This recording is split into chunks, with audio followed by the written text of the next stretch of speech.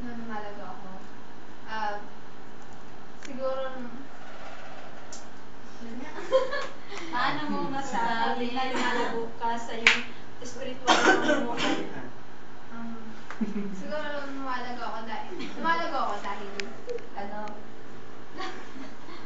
kasi, marami na akong natututunan eh. Yung, tatawanan mo ako. Marami na akong natututunan sa, dahil sa church. Diba? Kahit nung tagal man ako nawala, andun pa rin. Diba? Kasi, miss ko na nga yun dito pumunta. Hindi lang talaga ako makapunta kasi lagi na lang tatupad sa Sunday, may papagawin sa akin ng buong araw. Kaya, yun. Okay ba yun?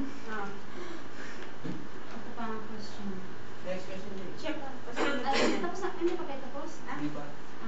So, pag nakatanggap ka ng 1 milyon na kailangan mong gastusin sa loob lamang ng 1 oras, maliban sa lupa't bahay, kotse, saan mo to gagamitin? Isang oras lang? Oo. Mawawala yan pag wala na. naman. Maliban sa isang, Sa bahay, bahay, lupa, kotse, 1 milyon.